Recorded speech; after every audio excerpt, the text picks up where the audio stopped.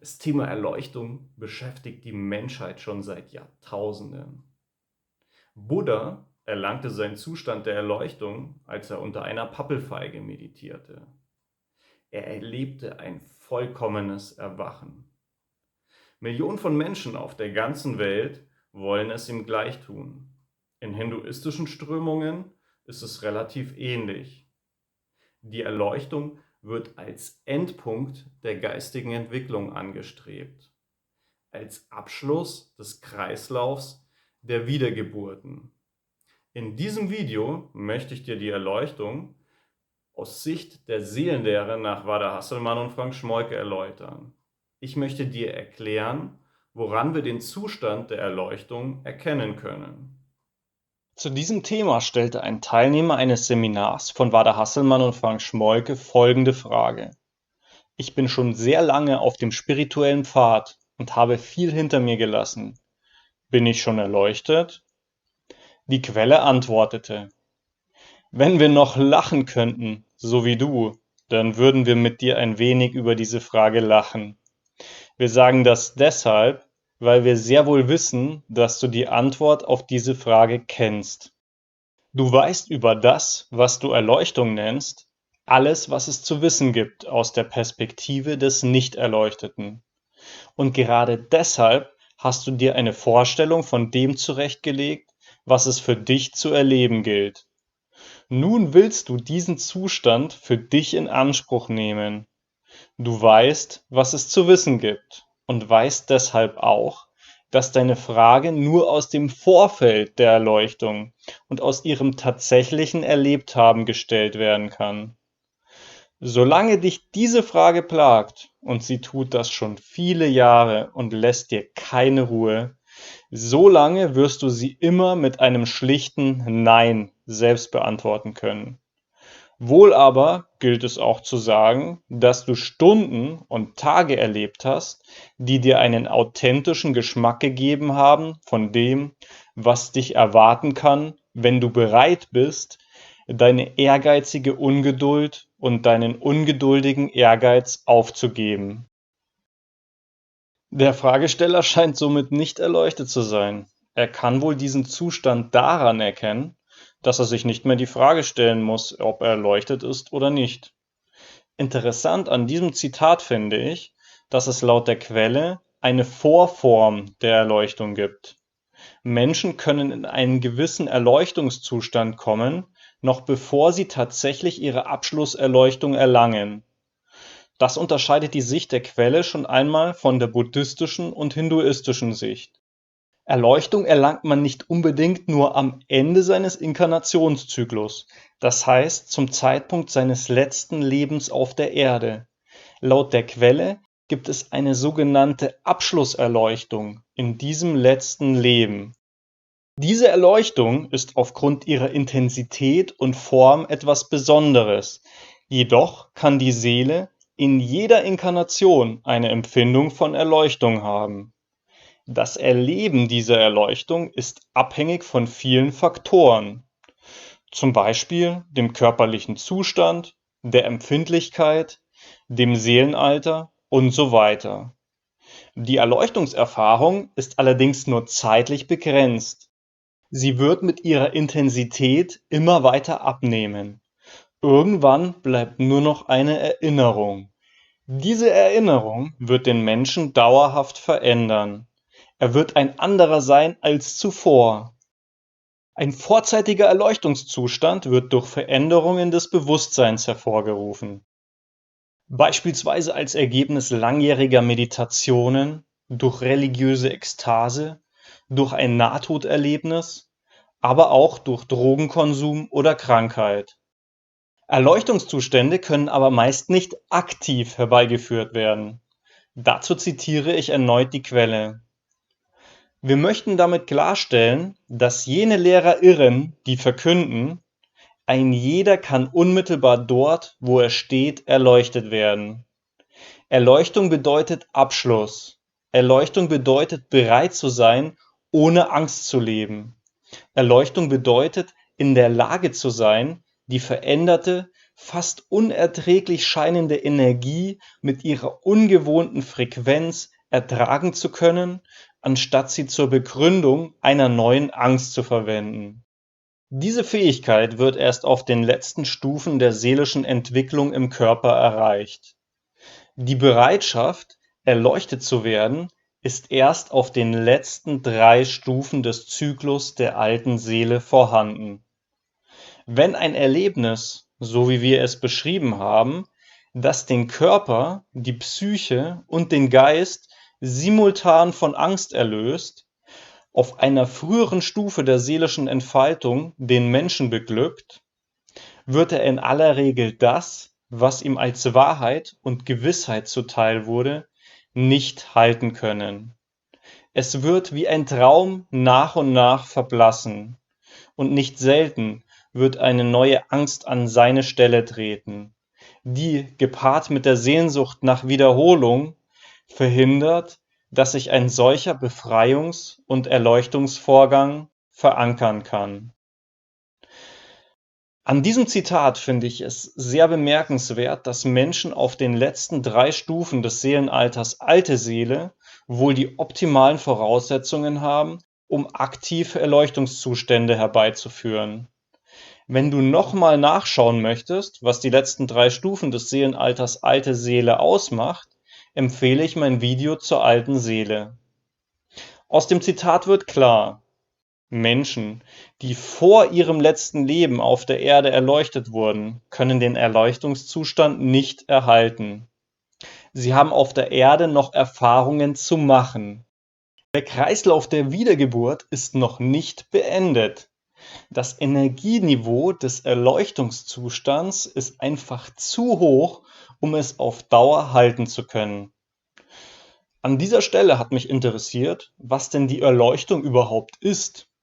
Im Buch Welten der Seele habe ich ein passendes Zitat gefunden. Erleuchtung ist ein Zustand des Erkannthabens. Dieses Erkannthaben geschieht auf allen Ebenen der Physis. Es vollzieht sich gleichzeitig auf körperlicher Ebene, auf der Ebene der Emotionen und auf der Ebene mentaler Erkenntnisfähigkeit.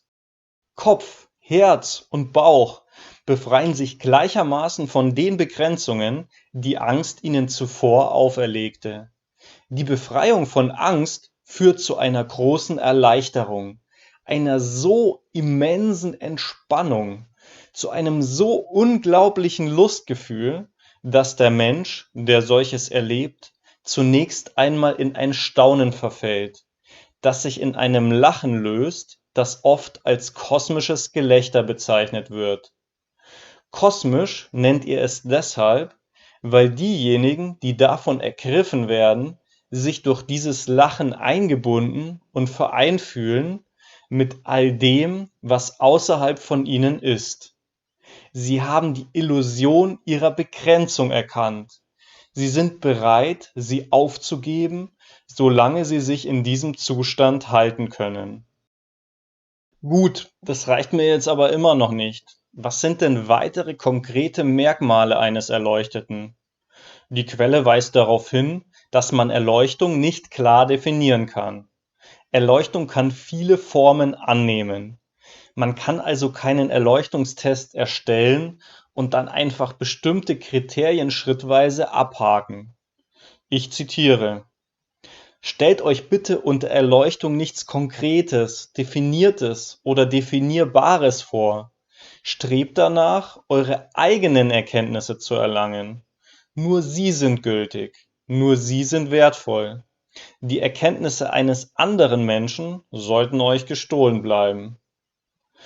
Die Quelle gibt dann aber doch noch gewisse weitere Anhaltspunkte zur Erleuchtung. Hier ein passendes Zitat: Ihr werdet einen Menschen, der ein solches Erlebnis gehabt hat, daran erkennen können, dass er eine Fähigkeit zum Schweigen erworben hat. Eine Stille, die von ihm ausgeht, die anderen nicht zugänglich ist. Solch ein Mensch ist still, auch wenn er redet, und sein Schweigen ist lebendig. Seine Augen sind von einem Leuchten erfüllt, von dem Leuchten der Erinnerung an das, was er geschaut hat. Das, was er geschaut hat, ist Einheit als Liebe und Liebe als Einheit. Und das wird ihn nie mehr verlassen. Auch wenn das Licht seiner punktuellen Erleuchtung mit der Zeit weniger hell scheint, an Kraft verliert und endlich fast erloschen ist, wird doch dadurch sein Wissen um das, was er geschaut hat, nicht ungültig. Damit hätten wir ein weiteres Merkmal erleuchteter Menschen. Sie leben eine besondere Form des Schweigens und der Stille. Das nächste Zitat gibt weitere Einblicke.